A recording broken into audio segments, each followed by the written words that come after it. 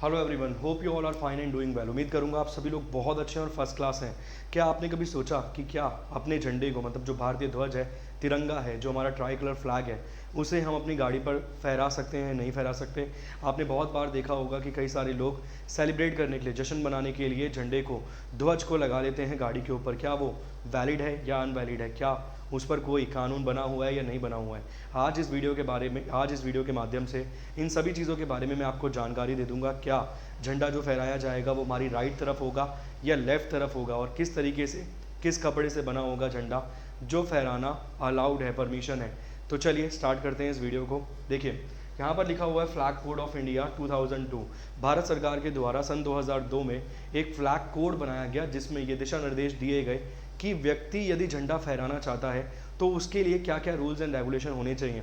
इससे पहले केवल और केवल ये रूल्स थे कि भाई कैसे ध्वज की, मतलब किस तरीके से ध्वज की जो इंसल्ट है वो मानी जाएगी। मतलब अगर आपने ये कार्य किया है तो कहीं ना कहीं ध्वज की आपने बेइज्जती की है, इंसल्ट की है। मगर सन 2002 में भारत सरकार ने इन सभी चीज़ों को अपडेट करते हुए बताया कि अगर आप झंडा फहराना चाहते हैं तो उसके लिए क्या क्या रूल्स एंड रेगुलेशंस होने चाहिए। क्या इंडस्ट्रीज़ की बिल्डिंग्स के ऊपर, क्या आप अपने घर की बिल्डिंग्स के ऊपर झंडे को फहरा सकते हैं या नहीं? और अगर आपके मन में ये सवाल आ रहा है सन 2002 में ही ऐसा क्यों हुआ, एक व्यक्ति हैं जिनका नाम है नवीन जिंदल। नवीन जिंदल साहब जो जिंदल इंडस्ट्रीज़ के मालिक हैं, उन्होंने सन 1993 में अपनी पढ़ाई ख़त्म करी अमेरिका से, और 1993 में आके अपनी कंपनी में काम करने लगे। और वहाँ उन्होंने एक ध्वज लगाया, एक झंडा लगाया, भारत का तिरंगा। और उसके ऊपर बहुत विवाद हुआ। उस विवाद को ले जाकर जो वहाँ के डीएम थे, डिस्ट्रिक्ट जो डीएम थे वहाँ के, उन्होंने उन्हें बोला कि भाई आप ऐसा नहीं कर सकते, कहीं ना कहीं ये गलत है। और इस बात को वो लेकर गए कोर्ट्स में, और धीरे धीरे करके मैटर सुप्रीम कोर्ट पहुंचा। सुप्रीम कोर्ट ने परमिशन देते हुए कहा कि ये वैलिड है, आप लगा सकते हो, मगर सम्मानजनक तरीके से। ठीक है। उसके बाद एक फाउंडेशन की स्टैब्लिशमेंट करवाई गई नवीन जिंदल साहब के द्वारा ही, जो भारत में जो बड़े बड़े तिरंगे हैं, आपने देखा होगा कनॉट प्लेस में एक बहुत ही बड़ा तिरंगा लगा हुआ है सीपी के अंदर। वो जो तिरंगा है वो भी कहीं ना कहीं स्टैब्लिश करवाया गया है उसी फाउंडेशन के द्वारा जो नवीन जिंदल साहब ने शुरू करी थी। चलिए और जानते हैं संपूर्ण जानकारी इसके बारे में। आपने देखा होगा कई बार लोग अपनी गाड़ियों पर झंडा लगा लेते हैं, तो वो वैध नहीं है, वो अवैध है। क्योंकि भारत में बहुत गिने चुने लोग हैं जिनको ये अधिकार दिया गया है, जैसे कि भारत के प्रधानमंत्री, भारत के राष्ट्रपति, speaker of Lok Sabha, speaker of Rajya Sabha, उपराष्ट्रपति, आप गिनी लेंगे उसमें आ जाएंगे, वाइस प्रेसिडेंट जी को भी। इसके अलावा चीफ जस्टिस हो गए, जजेस हो गए, इन सब लोगों को अलाउड है। इवन एमपी एमएलए को भी अलाउड नहीं है कि वो ध्वज अपनी गाड़ी पर लगाए। ठीक है। अगर कोई व्यक्ति ध्वज लगा रहा है गाड़ी पर फिर भी, तो राइट साइड पर लगाना होगा। मगर जब भारत के राष्ट्रपति, एक बार राष्ट्रपति जी के साथ ऐसा इंसिडेंट हो गया, राष्ट्रपति रामनाथ कोविंद जी की जो गाड़ी है, उनकी गाड़ी के बाईं तरफ, मतलब लेफ्ट तरफ लग गया था झंडा। और कहीं ना कहीं रूल्स एंड रेगुलेशंस लोगों को पता नहीं है, इसीलिए ऐसा हो जाता है। तो आज के बाद यदि आप किसी झंडे को गाड़ी पर लगा हुआ देखें तो वो वैलिड नहीं है।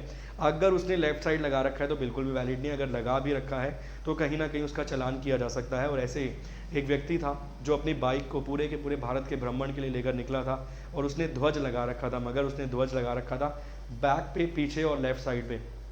तो उसका चालान किया गया। दोनों रीज़न पे चालान किया गया कि एक तो वैलिड नहीं है, आप झंडा नहीं लगा सकते, और दूसरा अगर आपने लगा भी रखा है तो लेफ्ट साइड पे नहीं, आपको कहीं ना कहीं राइट साइड पे लगाना चाहिए। इसके अलावा क्या हम अपनी घरों की छतों पे, बिल्डिंग्स पर लगा सकते हैं? बिल्कुल आप लगा सकते हैं, मगर ऐसा कहा जाता है और इवन आपको फॉलो भी करना चाहिए कि वो झंडा प्रॉपर शेप में लगा हो।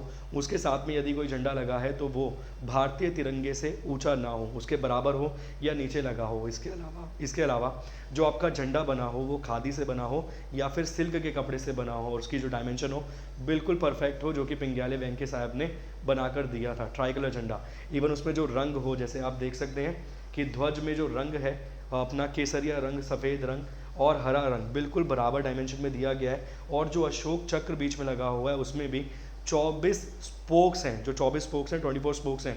ऐसा नहीं है कि 18 स्पोक्स हों, उसमें 22 स्पोक्स हों, ऐसा नहीं होना चाहिए। तो इन सब चीज़ों को मद्देनज़र रखते हुए आप झंडा लगा सकते हैं, और झंडा फटा हुआ ना हो, गला हुआ ना हो, प्रॉपर लगा हो झंडा तरीके से, तो वैलिड है। और वो मतलब शाम ढलने के बाद कहते हैं कि झंडा उतार लेना चाहिए।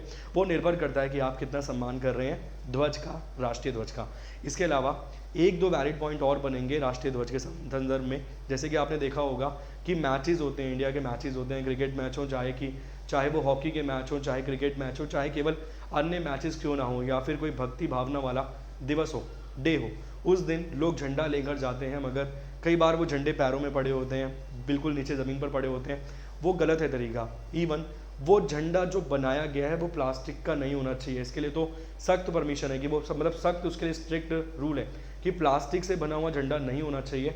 चाहे वो अपना खादी के कपड़े से बना हो, चाहे वो बना हो सिल्क का, या फिर अगर आप नॉर्मली वो झंडा यूज़ कर रहे हैं तो वो बना हो पेपर का। ठीक है जी, तो ये रूल्स एंड रेगुलेशंस आप फॉलो कीजिए।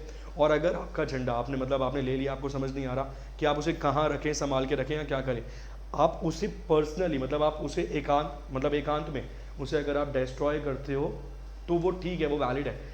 कि आप बल्कि आप उसे रोड पर फेंक देते हो, वो पैरों में आता है, वो गलत है। आप उसे पर्सनली एकांत में डिस्ट्रॉय करते हो, वो बिल्कुल ठीक है। ऐसा नहीं है कि आप डिस्ट्रॉय कर रहे हो, लोगों को दिखाकर डिस्ट्रॉय कर रहे हो वीडियो बना के, वो बिल्कुल सरासर अपराध के रूप में गिना जाएगा श्रेणी में। क्लियर? उम्मीद करूंगा झंडे के संदर्भ में, भारतीय झंडे के संदर्भ में, ध्वज के संदर्भ में जितनी जानकारी आपको मिलनी चाहिए थी उससे ज़्यादा ही जानकारी मैंने दे दी है। मेरा नाम है चेतन और इसी के साथ मैं अलविदा लूँगा। Thank you so much, bye bye, take care.